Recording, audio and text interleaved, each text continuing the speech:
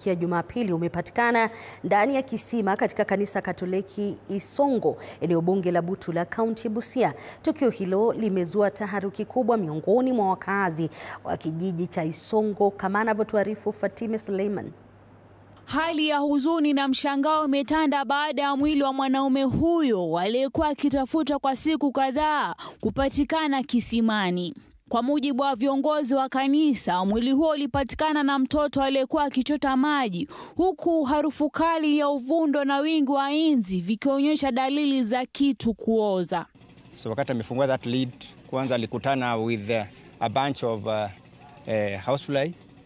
Kajaribu kuweka kile cha kuchotea maji kibuyu kule, ni kama alikuwa anapata resistance, ni kama kilikuwa kinagonga mtu. Wakazi wamemtambua mwanaume huyo kwa jina la Charles Were, ambaye alikuwa mlinzi wa kanisa hilo, huku wakieleza kwamba Charles na mkewe walikuwa waumini wa kanisa hilo na kitendo cha mauaji na kujitia kitanzi hakikuwa cha kawaida.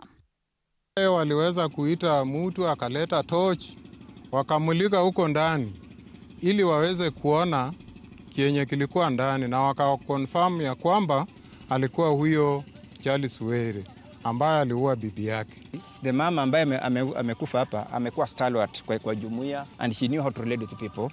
Mume wake amekuwa muumini wetu pia, anatulindia hili kanisa. So it is a really very big blow. Aidha, wakazi wa Busia wamehimiza wenzao kusuluhisha migogoro ya kinyumbani kwa njia ya amani na kutafuta ushauri kutoka kwa taasisi zinazotoa msaada wa kijamii badala ya kuchukua hatua zinazoweza kuleta madhara makubwa. Kama mmekosana, tafadhali kila mtu atafute advice, apeleke maneno yenye wamekosana na mwenzake kwa nyumba, afadhali apelekee wenzake wamsaidie kwa maoni. Fatime Suleiman, TV 47. Asante sana Fatime kwa taarifa hiyo.